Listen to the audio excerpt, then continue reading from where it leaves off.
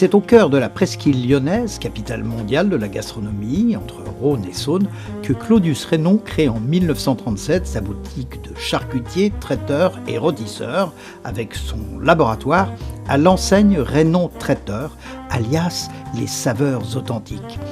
Parmi les spécialités de cette belle maison Reynon, l'incomparable oreiller de la Belle Aurore, un pâté froid géant.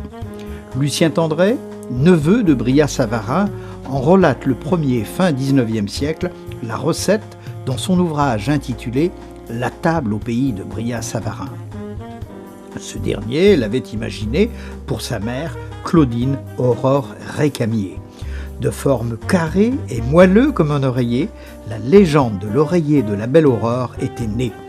Le pâté, composé de 15 viandes, dont une dizaine de gibiers, mulards, faisans, perdreaux, lièvres, marcassins, chevreuils, biches, cerfs ou encore grouses, tel un inventaire aurait dit Prévert. Ajoutez à cela des riz de veau, du foie gras, de la volaille de Bresse AOC, des truffes noires de Rhône-Alpes, différentes farces, le tout en très belle quantité. Le pâté est monté à la main, sans moule, selon une technique de coupe marbrée et surtout selon le même plan de montage depuis 1950 environ. Une fois façonné, l'oreiller est fermé avec une abaisse de pâte brisée, décorée et fignolée avec grande élégance. Pour mémoire, chaque année, entre Noël et début janvier, exclusivement, Georges et Laurent Reynon, fils et petits-fils du fondateur Claudius, réalisent une quinzaine d'oreillers. Petit clin d'œil à Michel Reynon, le frère de Georges, qui profite aujourd'hui d'une retraite gourmande.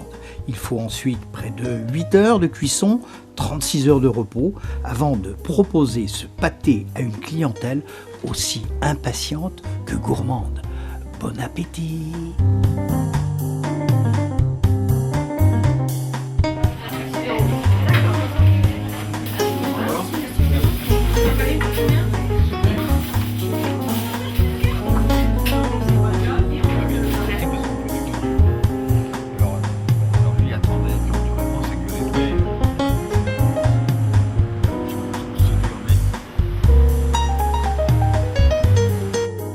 Eh bien, bon appétit à tous nos clients qui nous font l'honneur de venir déguster cet oreiller de la Belle Aurore et qui viennent régulièrement chez nous depuis cette année 75 ans.